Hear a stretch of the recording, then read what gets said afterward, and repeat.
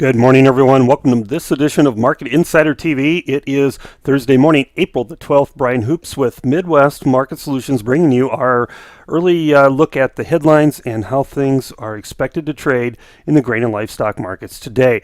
If you're joining us here on a free trial, we do this every day, every morning and every afternoon. Take a look at different fundamental news stories as well as technical analysis of the main charts. So great way to stay in touch with the markets, and it's like a little mini webinar held twice a day on your home computer. So anytime you want to keep in touch with us, go to our website, midwestmarketsolutions.com, or follow us on Twitter, or you can do both. We have 12 licensed brokers in 10 different states around the Midwest. So check us out, and if you have any questions, let me know. All right, let's talk about some headlines here. Heavy snowfall forecast for the Dakotas and Minnesota.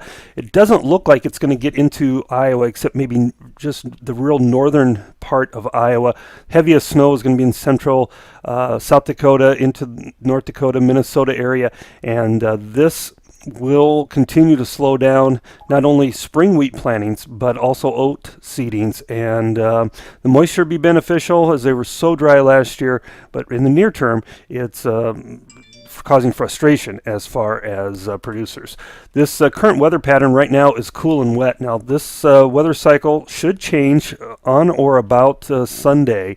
Monday, right in that time frame, we should see the end of this cool and wet pattern and then turn to a little bit more warmer and drier pattern, and we're hoping that that is the case. We should be able to get in the field by the end of the month if that's the case. I know there is some producers who are scratching the dirt in southern Iowa, northern Missouri. We've seen some activity doing some anhydrous, so we do look for a little bit drier pattern going into the last half of April. Export sales out this morning. There were no private export sales to mention.